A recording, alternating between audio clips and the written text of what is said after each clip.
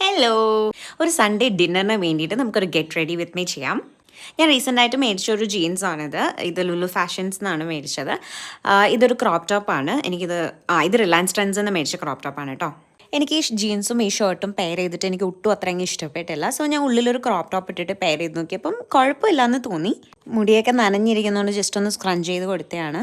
എന്നിട്ടും എന്ത് ചെയ്തിട്ടൊരു മെന വരാത്തതുകൊണ്ട് ഞാൻ കുറച്ച് ബ്ലഷൊക്കെ അങ്ങ് വാരി ഇട്ടിട്ടുണ്ട്. ലിപ്സ്റ്റിക്കും ബ്ലഷും ഐബ്രോസും എനിക്ക് ഭയങ്കര ഇഷ്ടമാണ് ചെയ്യാനായിട്ട്. പിന്നെ ചുമ്മാ ഒന്ന് കൺസിലറൊക്കെ ഇട്ട് കൊടുത്തു. കണ്ണൊക്കെ അങ്ങ് ആകെ അലമ്പായിരിക്കുകയാണ്, ഡാർക്ക് സർക്കിൾസ് ഒക്കെ ആയിട്ട്. ഞാൻ പറഞ്ഞ പോലെ eyebrows is very important for me. എനിക്ക് ഭയങ്കര ഇഷ്ടമാണ് എൻ്റെ ഐബ്രോസ് ഇങ്ങനെ തിക്കായി എഴുതി കൊടുക്കുന്നത്. ഇച്ചിരി ഷേപ്പ് കിട്ടുന്നതും അതിനെ ഒന്ന് എൻഹാൻസ് ചെയ്യാൻ പറ്റുന്നത് നമ്മളത് ഐബ്രോസ് ചെയ്യുമ്പോഴാണ്. പിന്നെ മസ്കാര ഇട്ടു, കണ്ണെഴുതി, ലിപ് ലൈനറൊക്കെ വരച്ചു കൊടുത്തു, നമ്മൾ ലിപ്സ്റ്റിക്കൊക്കെ ഇട്ടു. ഇതെൻ്റെ ഒരു ഫേവറേറ്റ് ഷെയ്ഡ് ലിപ്സ്റ്റിക് ആണ് കേട്ടോ. ഈ lipstick is from Mac cosmetics. അവരുടെ ഒരു സാറ്റിൻ ലിപ്സ്റ്റിക് ആണിത്. ഈ ഡ്രസ്സ് സ്റ്റൈൽ ചെയ്യുക, അതിന് വേണ്ടി മേക്കപ്പ് ചെയ്യുക, ലൈക്ക് അതെനിക്ക് ഭയങ്കര ഇഷ്ടമുള്ളൊരു കാര്യമാണ്. എനിക്ക് ഒരിക്കലും മടുക്കില്ല അത് ചെയ്യാനായിട്ട്. ആക്ച്വലി എനിക്ക് ആ ജീൻസ് ഇട്ടിട്ട് അത്ര മെന തോന്നിയില്ല എന്ന് പറഞ്ഞില്ല, ഞാനതുകൊണ്ട് ജീൻസ് മാറ്റി. അപ്പോഴത്തേക്കും ഫ്രണ്ട്സ് വന്നു. നമ്മൾ റെസ്റ്റോറൻറ്റിൽ പോയി. നമ്മൾ കാക്കനാട് ചോപ്സ്റ്റിക്സിലാണ് പോയത്. നമ്മൾ പുറത്ത് കുറച്ച് നേരം വെയിറ്റ് ചെയ്ത് നിന്നു. അപ്പോഴത്തേക്കും നമ്മൾ ടേബിളൊക്കെ സെറ്റായി ആ ചേട്ടൻ നമ്മളെ അങ്ങ് വിളിച്ചു.